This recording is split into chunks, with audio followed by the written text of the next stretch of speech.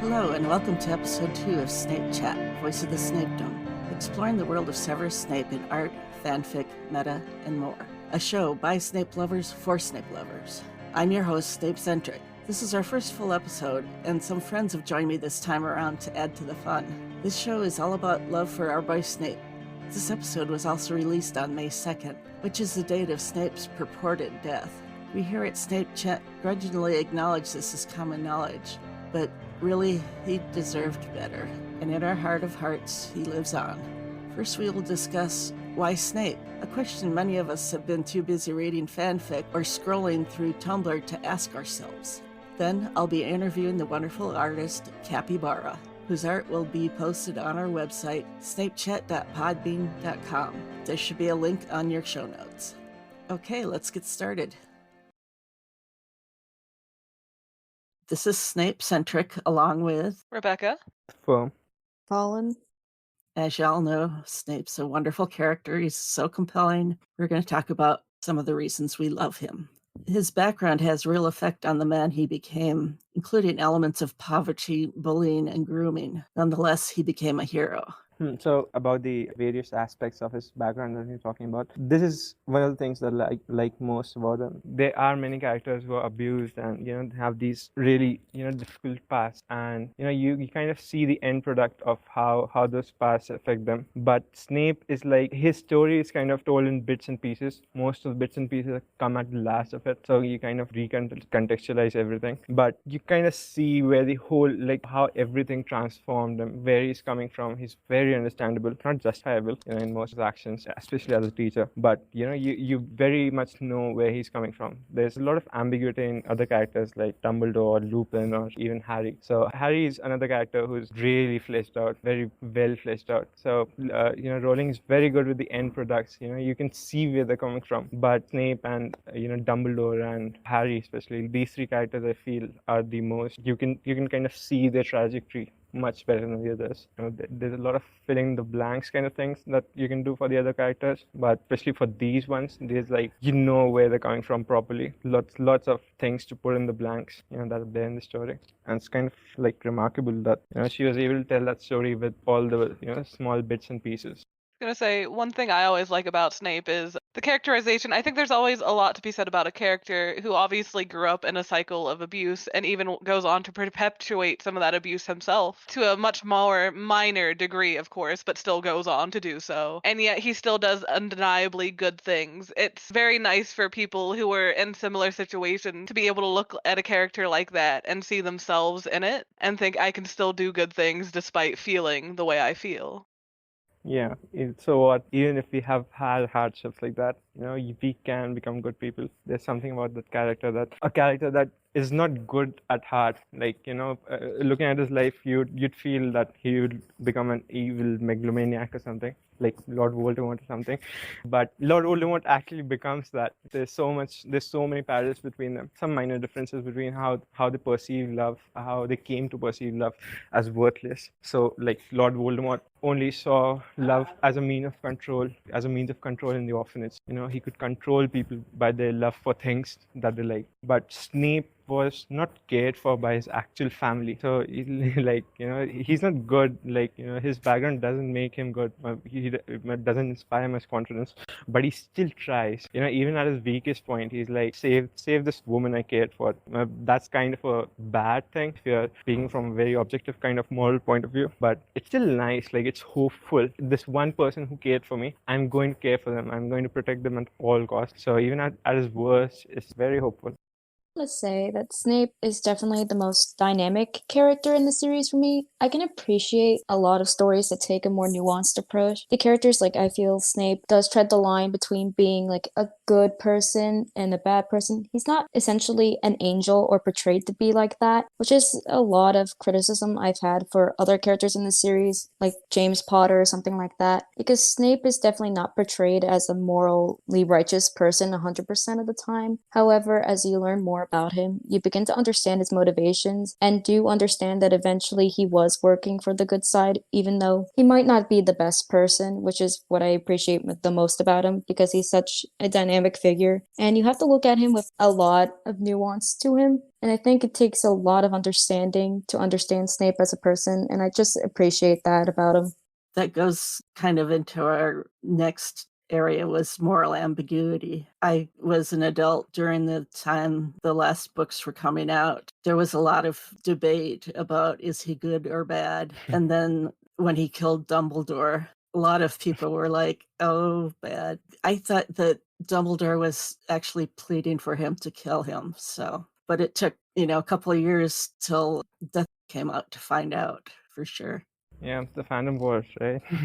They've got a bad. So at the end of HBP, if you believe that, mad respect to you, because there was a lot of evidence that he was a bad guy. If you just read the text as is, there was so much evidence, and Harry didn't believe him, and like Harry was kind of validated, and at this point, like most of what Harry has thought has turned out to be true. Like Harry has been correct in most of his assumptions, and the only assumption that he was wrong about was Snape, throughout the books. And in HBP, we find out that he was right. Harry was right. So I can kind of see how the whole, the debates went at that point of time. Yeah, DH does a great job of recontextualizing it. So why did you guys believe that Dumbledore was pleading for his life? I started about the fourth book, I think, thinking that Snape was really good underneath all the layers and the suspicions that Harry had. I just felt that he was good. And when, Severus, please, it's like, I don't know, it just struck me that most people would read it that, yeah, he was pleading for his life while he was pleading for his death, actually. It was just a feeling I had.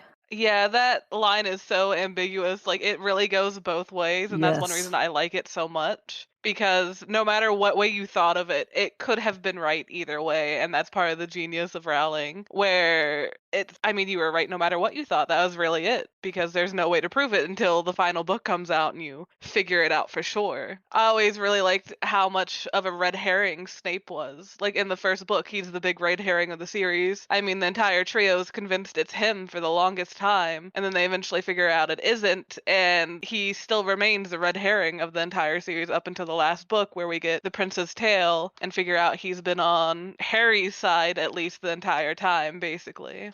This covers a lot of what I think about Snape, but for me, instead of having like book 4 be that moment, like you mentioned, that you began to see Snape as maybe he's not as bad as Harry lets on. For me, that moment was in book 5 after the Snape's worst memory chapter, because after Harry's explanation and talking to Lupin and Sirius, I was like, okay. And after learning how much Snape began to help Harry out, I began to understand maybe there's something more about Snape that we didn't know before, especially learning at least a snippet about his past. And that only got answered completely with the Prince's Tale chapter. So that's just how I saw it.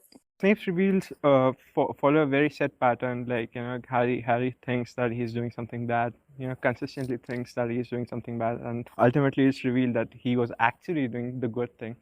In book 1 also, it's very it's very form-like, to be honest. In the first book, the hex thing, and after the hex, and Quirrell of all people, like Voldemort in disguise, he tells Harry that Snape was a good guy, and Dumbledore also says it, but because of his rivalry with not rivalry, I think the animosity between Harry and Snape's own behavior, so it kind of like makes him a kind of minor in Harry's life, and that leads us to conflate a lot of assumptions that Harry makes sense, because why would a good guy be so antagonistic towards Harry? Harry is a very biased narrator, and following his perspectives on the entire series, it leads up to thinking Snape's the bad guy or thinking these assumptions that Harry has, because he's a very biased person and he has a very biased perspective, which I can understand where he's coming from considering what he's been told and his personal experiences. However, that really does make it difficult to understand the complexity of Snape until you get the bigger picture, and I do like that in the end, Harry learned to forgive Snape, and he showed that through naming his son after him, which kind of shows how much he grew. as a person throughout the entire book series. The thing I like about Harry is, in spite of his limited worldview, so most of his limited worldview is, the biased worldview is mostly informed because of his limits, like as a child coming into the wizarding world when he didn't know about it at all. He's surrounded by all these people and he's just taking in information from them. But Harry, the great thing about Harry is when there's conflicting information, he actually like really thinks on it. He considers it properly. After the Snape's worst memory chapter, just before that, there was this occlumency lesson, right? And Snape was kind of antagonistic. Actually, that chapter is very interesting. How Snape can behave around just Harry, who he thinks that could be possessed by Voldemort or something, but still, like, it's just the two of them together. So when the relationship there is kind of less antagonistic than we usually see in the class, but the antagonism is still there because it's very deeply rooted. But Snape views Harry's worst memories. I wouldn't say worst memories, but like extremely like not shameful. It's kind of like very personal memories of Harry, that he'd feel violated by or something. But when Harry sees Snape's memories, he doesn't jump in defense of James like he always does, like he does with Aunt Marge or something. He actually considers it, and he's so distressed that he goes to Lupin and Sirius, and he has him explain it to him, and he actually tries to like really understand their point of view, and he argues from Snape's point of view in many instances. So it's really nice. So it's kind of mirrored in the DH chapter when he finally everything makes sense. He has all the information that he didn't have before. So if he had information before, I think he would have actually considered it. His bias mostly comes from his limited knowledge. If knowledge, you give him knowledge, then he will like act on it. So he's great in that way. Loved that moment, like the Snape's worst memory chapter and the aftermath of it, because it shows that Harry was able to think for himself and he understood and realized what happened was awful. And to hear his heroes, Lupin and Sirius, justify it by this saying that, oh, they were only 15, they didn't know what they were doing, and Harry to still actively call them out, I thought that was a great moment for him. Okay, his bravery is another thing that I admire about him, how he managed to spend so much time playing the double agent, being there with Voldemort and Death Eaters, knowing that if his cover was blown, he would really be in for a horrible time.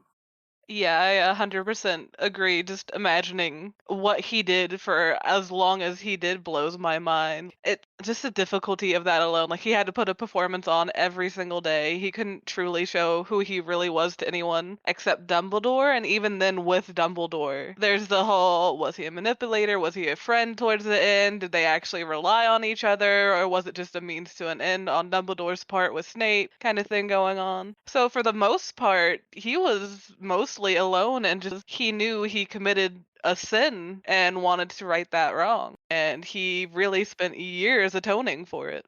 I wonder though, like Snape's bravery is very apparent in the adult life, okay, after he starts spying on Voldemort and everything. But was it a trait that was actually there in him from the start? Some instances of it, because at least in the hilltop scene, for example, so Dumbledore has this, you disgust me line because he thinks that Snape is, trying to manipulate him. So he thinks that he says to Snape that you're trying to exchange the child and the husband for the wife. But Snape is not actually trying to do that in the scene. He's just telling Dumbledore to just protect Lily, and just coming to Dumbledore as a Death Eater, betraying Voldemort. So in the scene he's committing so many kill-worthy scenes. He's definitely a dead man if Dumbledore doesn't take him, and Voldemort finds out about him contacting Dumbledore. Then he would be killed. Dumbledore himself could kill him because the Aurors were killing him, killing the Death Eaters at that point, and Dumbledore gave him to the authorities. Dumbledore could kill him himself. I'm not sure if Dumbledore kills or not, but the Order definitely killed. We get this thing from Lupin, just lethal force, like at least use stupefy spells from in the air, and if you use stupefy in the air, the person is going to die. So they didn't have that kind of compunctions. The Order did kill. That was a big risk that even 22 years or 21-year-old Severus took. So he was kind of brave in that scene as well. And then he recklessly, like he's very much a Gryffindor, to be honest. Like I get this Slytherin trait, but the Gryffindor traits, like I see Gryffindors as the Gryffindor bravery. I see it as kind of reckless kind of bravery for your ideals, things that you believe in. You're willing to sacrifice it all, kind of thing. So Gryffindors are willing to do that, and Snape is very reckless, in multiple instances. Like, in this hilltop scene and, with the Minister Fudge, he shows him the dark mark. I don't know how they have explained that to Voldemort. Like, yes, sir, I'm a loyal follower of yours, but I just showed my dark mark, showed proof of your existence when you didn't want it to the Minister so that he could deploy against you sooner. And that was a very reckless move. And Voldemort would definitely have seen this interaction, right? Because Fudge was in Lucius's pocket. So, Fudge would have told Lucius about it. So this was not a memory he could have hid. He showed this to Voldemort. So it's just like fun to imagine how he could have like explained that. It's kind of a very pro Dumbledore move.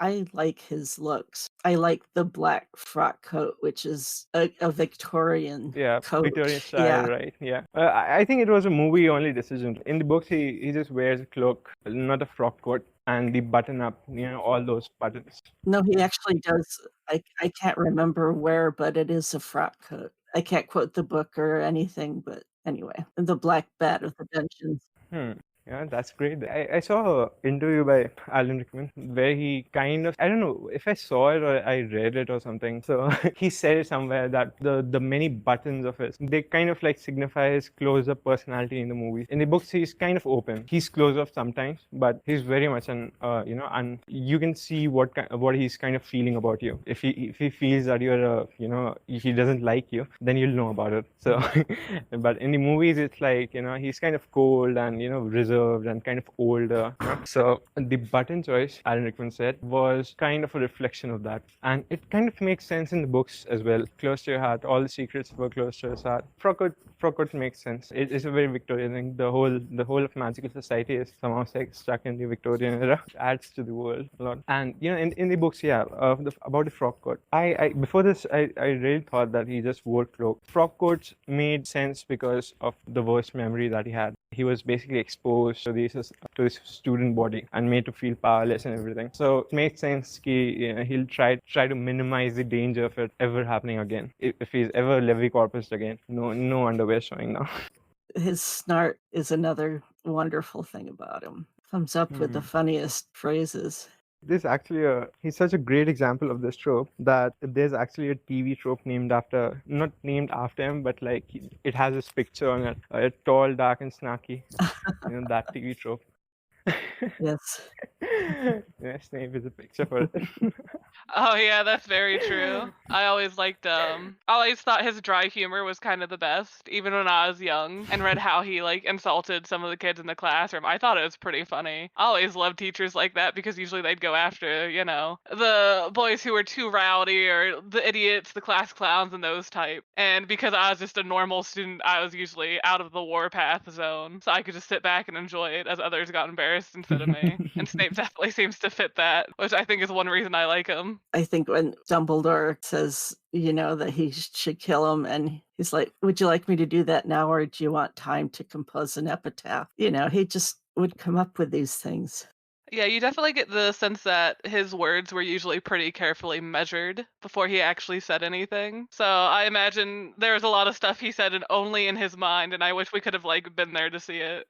His mind would have been an interesting place. So I think this habit was, he deliberately inculcated this habit because his words have been like drivers of the worst things in his life. Like, if he had considered words carefully before in his life, as he was a kid.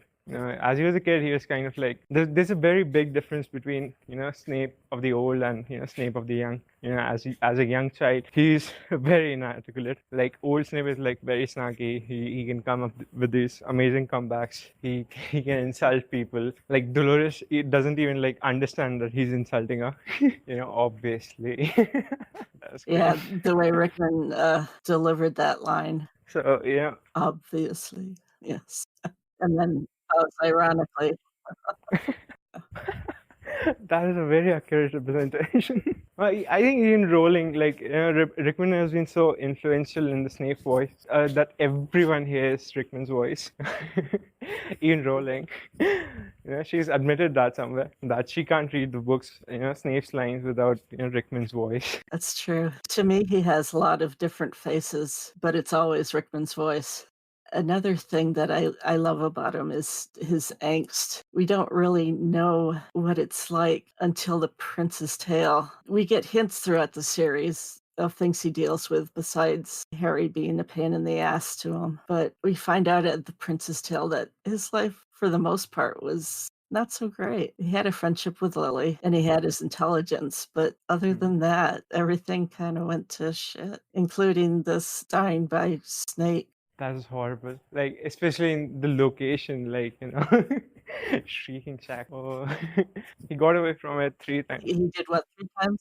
3 times, like, you know, first Lupin, then again Lupin, when he had not taken the Wolf's Bane, and, you know, from Snape's point of view, he was just basically at the mercy of these two, you know, this murderer and his accomplice who had been fooling Dumbledore for a while, you know, and then, of course, you know, the last thing. In terms of angst, like, he's like the perfect Byronic hero, like, very archetypal Byronic hero. So much full of angst, you know, bitter and angry at the world, and, you know, with these hidden depths. I don't know, even when I read fics, sometimes I'll search for angst as a tag word just because, I don't know, I like miserableness or something. Really? Not really. I used to think that every Snape fan was, you know, a fan of angst, because, you know, most stories I've read, you know, they're like, they do our boys so dirty, and, like, you know, lots of angst, lots of bad things happening to him. Yeah, me too. I read it. I'm kind of a weenie about it, but I love it. It's like, oh, I can't stand it. I'll bite my nails, but I can't stop reading it. You are braver than I am. Can't stand it. It's so sad. Yeah, I think his like actual story is sad enough that I don't want more sadness on top of it. So if I actually do read something, I much prefer like fluff and comfort and that kind of stuff. Or just canon compliant where it doesn't get worse, but it's not necessarily any better either. Just give him the love. Just give him a happy life. Yeah, exactly. My heart can't take it. I need happiness, not sadness. There's enough sadness going around this year. It's because he deserved better. That's the exact opposite of me. I read so much angst fics, it's not funny. It is nice, you know, looking at other characters suffer for a change, you know, like not you, but the character who's suffering, and you know that, you know, he's going to come out okay. Like, I only read angst of that kind. If I know that's a tragic ending, you know, I run for the hills. I can't, you know, I need to know something good will happen, you know. He's going through all this pain, something good will happen. People will remember him well or something, you know. And it's so tragic that the angst basically, like, it comes from his feelings, like the intensity of his feelings, like, you know, his hatred is strong, his love is strong, and, you know, his sense of betrayal is strong, his sense of longing is strong, you know. He's very feely. My love for him, like, mostly like admiration for this guy. I'm mostly like Ron, you know, I'm not like Snape at all, but like I really appreciate, you know, that level of devotion and everything.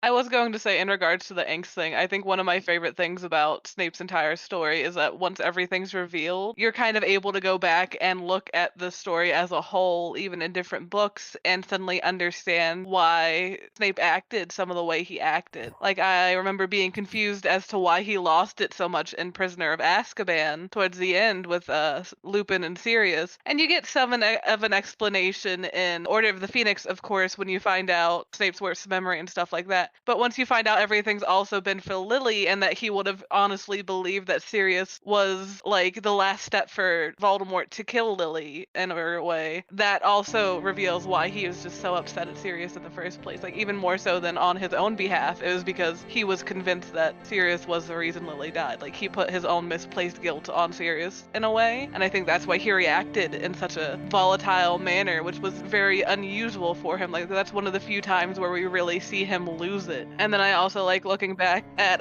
sorry, real quick, I was gonna say I also like looking back at one of the times when Harry and Snape are doing occlumency lessons, and you don't notice it at the time so much, but there's a part where he sees Harry having a memory of seeing Lily in the Mirror of Ice, and he has a reaction to that, and you don't really get to appreciate it until you see the tale and realize that they were good friends and that he cared for her so much, and that he spent a good portion of his life trying to atone for the sin he did in regards to her. Yes, that's so true. This kind of segues into the love that he felt. You know, many people associate the phrase always with him. His steadfastness to his friend's memory is really appealing to people.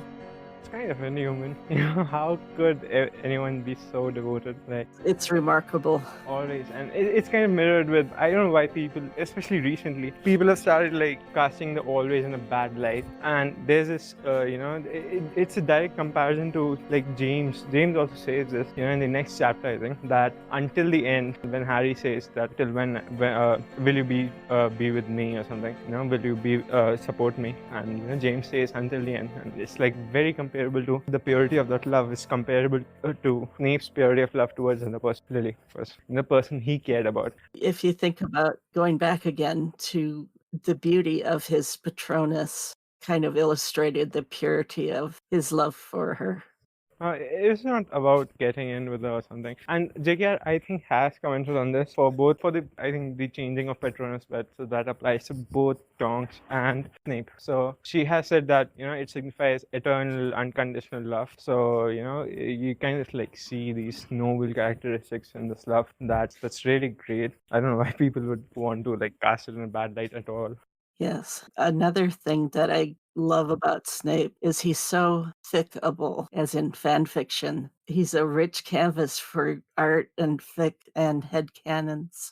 Yeah, I totally agree. There's a lot of different ways people can interpret him, even with like sticking with canon, Like we do get a lot of information for him, but even just little things like would he have been a fan of the Beatles? Would he have smoked? That kind of stuff. Like it's interesting to see what people include for him and what people take so seriously for his characterization. He has amazing background that has so many possibilities. I think Harry is like the only person who you can actually like have so many fics with, and Harry is mostly a blank canvas. He's like a reader self-insert in most fics, in Harry-centric fics. But in Snape fics, the element of reader author self-insert will always be there. But it's very minimal in Snape fics. Like they actually like really try to portray Snape and his life and how it could have like different possibilities of how it could have gone. And there are already so many rich possibilities in canon. Like, he came from Cokeworth. Jackson has these amazing stories about, his home life. And I think they are also kind of from that area in England. So, they understand the local culture a lot. So,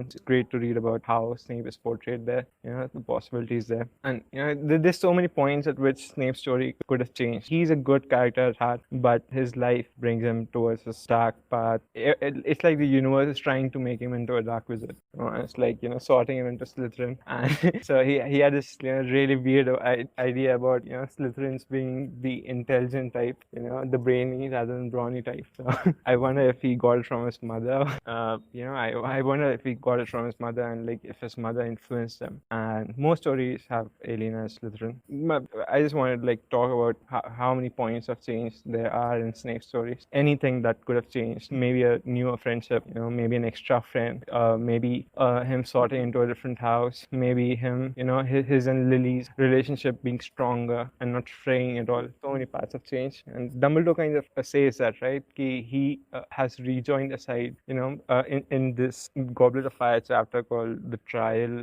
where the trials are, and Karkaroff names Snape as one of the Death Eaters. And Dumbledore says that Snape rejoined our side. He didn't say joined our side. He rejoined it. He was in their side. Dumbledore understood the potential, I think, and also the dark aspects, of course. Like I really like dark Snape stories. I like the ones where he actually survived the Shrieking Shack. But like I said, I believe in Santa Claus, and Snape is still alive out there living with the Muggles. So there you go. There's no information conflicting with that. Our theories can,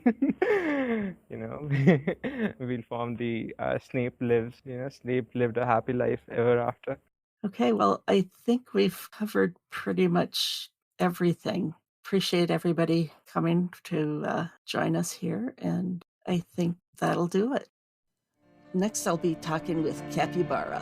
Many of you will be familiar with their blog on Tumblr. They have also posted their art to the episode 2 show notes on our website, snapechat.podbean.com. There will also be a link in the episode notes on your player. And this is an interview with Capybara, a wonderful artist. Tell us a little bit about yourself. I am a student artist. I'm living in France. I do motion design studies, which means I'm doing a lot of animation and drawing. I'm 21. How long do you have to go to school for that? Is it for a degree or? It's hard to explain because outside France, it's different way to do that. But I have a degree in animation, cinema. Oh, okay. And right now, I will have another diploma in motion design at the end of the year. Oh, okay. And after that, I want to have a bachelor in illustration. Oh, wow. Well, from what I've seen, you've got the talent to accomplish all that. Thank you very much. So, what brought you to the Harry Potter world? Did you grow up with it? Yeah, kind of. Saw the movie when I was little. At the age of 12, I began to read the book. And I remember at first, I wasn't especially attracted to Snape. Sure. I guess. Yeah, I didn't care about him. But the next year, I began to have my teenager time. I don't know how to say it. Yeah, that's good. Your teenage okay. years. Yeah, things were very difficult in school with my comrades and with myself. I had a really difficult relationship with my look and the way others perceived me. And then I don't know. I remember about Snape, this ugly character, but so brave at the end. And yeah. I don't really know why, but I began to really relate to him, and so I began to read fanfiction and to sew artwork, and so it's been 7 years now. Oh wow! And it's and recently in June, I began to post fan art of Snape, and I saw that people liked it, so I just continue and build a whole blog about it. Well, we're so glad that you did. So, what do you like the best about Snape? I like the contrast between his appearance, the fact he is so brave. Like, he is really courageous. Yes. And I don't know, sorry if I'm not really clear. Oh, no, you're fine. His bravery, that's a really big part of him. Going against the Death Eaters. Yeah, and like, he dedicates his whole life to a cause. Yes. And, yeah, I kind of like it. Yeah, like that. I like that about him too. How long have you been creating art? I began to draw when I was really little, so I can't really say when I began, and now it's my study and it will probably be my job. Oh, that's wonderful. But it's only... I started doing Snape fan art when I was 13, but it's really only recently in June that I began to really draw him a lot. Well, you've done some remarkable pieces. I just love them. Thanks. So, I would ask. One of my questions was if you were self-taught, but obviously you directed your life and your studies around art. It's not just a sideline for you. Yeah, but when I started out, I was self-taught. Okay, and what mediums do you like to work with? We've seen so many of your pencil drawings, which I think I saw one that you were showing. You were actually drawing it with mechanical pencil, which I'd never seen that before, and it just kind of amazes me. So you do pencil and others, I assume, with animation that probably. Yeah, pencil is my comfort tool. Mm-hmm. That's why I draw with that a lot on my Snape blog. But besides that, I do a lot of other stuff. I like to work with watercolor. Oh, nice. Acrylic, Hmm. color pencil, ink, a lot of different stuff. Hmm. So, and you do a lot of digital work as well? Yeah, and digital work, of course. Yeah. How long does it take you to do one of your pencil drawings? It's a tricky question. Oh, sorry. No, it's okay. It's just a bit difficult to answer. It depends. I'm sure on the level of detail and such. I guess what struck me watching you draw, it just seemed like you were very quick at it, and yeah, it just kind of amazed. So.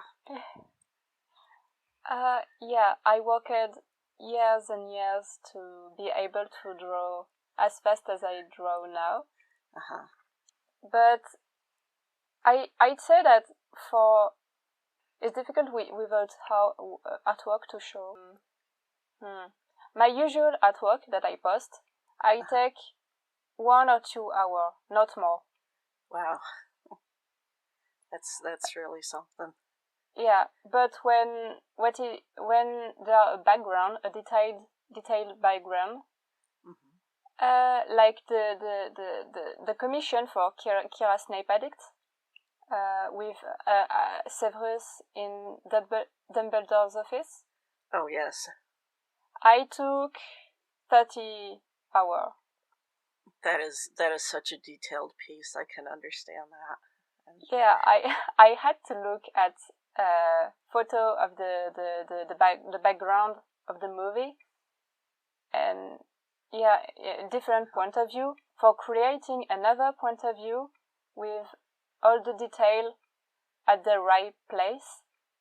It was really challenging. Well, you did an amazing job. Thanks. And everybody, you really need to see these works. Go to the website, and we'll have the ones we're talking about up there. So there'll be 7 pieces. Oh, we're just talking about where to find your art. I know you do Tumblr. It's capysnapeart@tumblr.com. And we'll have a link on the website. Do you post anywhere else? No, only here. Well, I'm so glad you do. Okay. Well, that's pretty much questions I had for you. We'll start talking about the pictures themselves. Folks, you can go to snapechat.podbean.com to see this on our website. If you get a chance to look along, that's great. If you're traveling or such, take the time to look later. Okay, so the first one, it depicts Snape with Nagini wrapped around him. Yeah, Yeah. I see. It's one of my favorite pieces I've made, because I wanted to draw the way he braved death right in the eyes. Yes.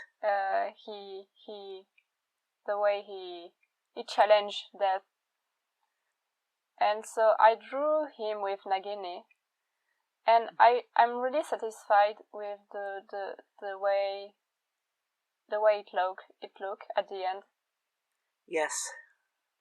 Yeah, I think it would be a cool tattoo, honestly, for me. Oh, what a great idea.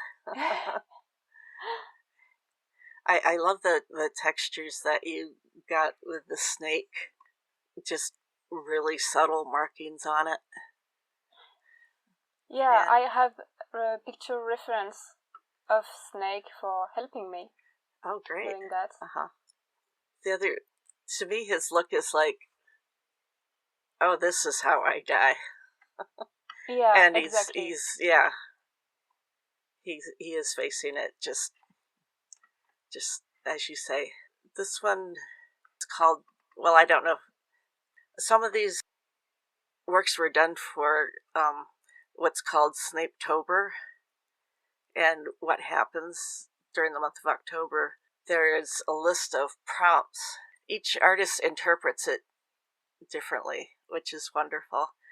And this one shows Snape sitting on the stool, young Snape, very young, with the sorted hat on his head. And he has this sweet, innocent, but doubtful face. His expression is just wonderful. Yeah, the prompt was Death Eater. And at first I wanted to draw like Snape during an attack with other Death Eater. But I don't know, it was really expected and I wanted to do something else.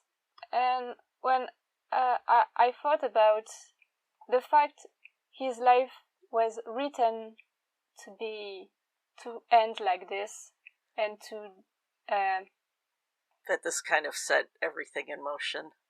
Yeah, like he will gonna choose to be a Death Eater and then regret it, and they pay his whole life to repair the choice.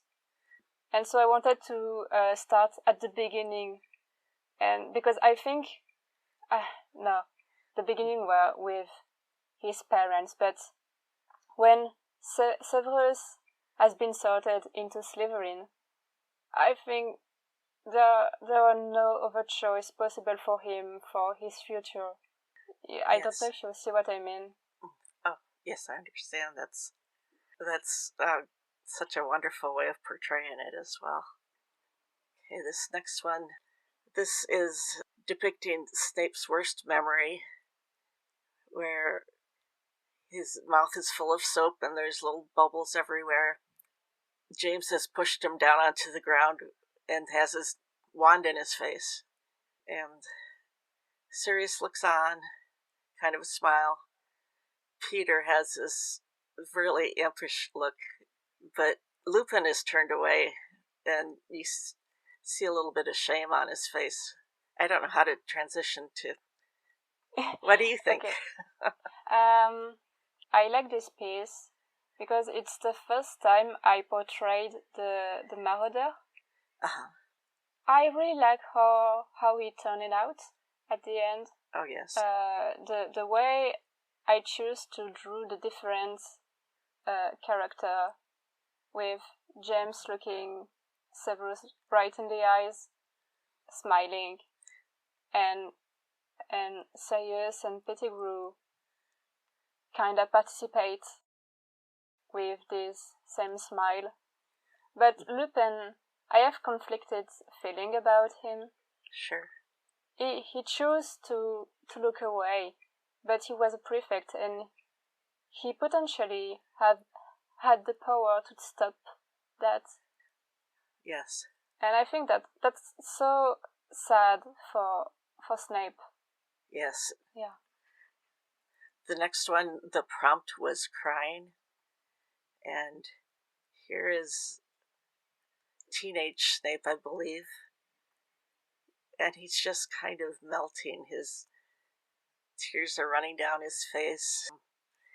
His tie is askew, and his robes are falling off, and his shirt is coming down. It's just a really effective piece. But yeah, I imagined this drawing after thinking of the sexual assault James did to Snape. Right.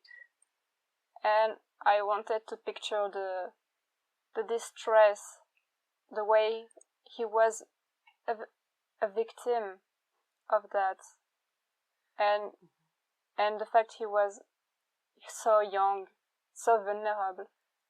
Yes. Yes. Yeah, and I think it's just I like how it's effective. Effective is just the word I was thinking of too. Yes, please go to the website and check out these drawings. That maybe we start with the one where he's embracing his younger self. Yeah. And then going to the one where his younger self is kind of helping him on. Okay. I saw these two pieces as a set. Yes. They are made to be seen together. it's a bit it's a bit the same concept as my drawing with the Sorting Hat, because there are this innocent Snape, young, even vulnerable, and his older self with a lot of trauma and the books strewn on the floor. Yeah. And he has just such a wide-eyed look, and just the way adult Snape just kind of wraps himself around him. I guess we talk about healing our inner child. This is a real illustration of that. Him trying to do that. Yeah, exactly. I was thinking of that. And then the second piece. Yeah, when he's dying. This time it's his younger self that come and comfort him, because at the end nobody was here for him. He died alone. I like angst. I do too. Yes, this is such an evocative piece. I also like the robes, how the fabric lies, and the shading is just, I really like it. Thanks. So, then we have one more piece. This is Snape in the headmaster's office with his head on the desk, surrounded by books and lines and angles and arches repeated in the chairs and the furniture, as well the windows and so on. So this was a commission, right? Yep.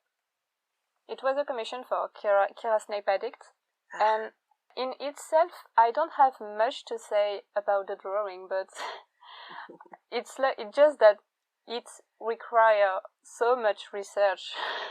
Oh. And so much work. Each individual book, I'm sure. Yeah, and I have to recreate an angle of shot that is not in the movie. So you kind of interpolated what it would look like from this angle. Yeah, that's it. Excellent. Okay, well that's it. Please go to the website and look at these pictures. They're amazing. I'd like to thank Capybara for joining me today. Thank you for listening. Take care. Well, that's our show. At the end of the podcast is where we'd like to make announcements and things like fests, contacts, and the like, so please contact us. Be sure to go to our website, snapechat.podbean.com, to see Cappy's excellent art. There should be a link in your episode notes. And we want to hear from you about what you think and what you would like to hear on the show, because your opinion matters to us. We are all the Snapedom. Till next time, this is Snapecentric, urging you to stay Snapey. Thanks to Chris Clavenis for the lovely music.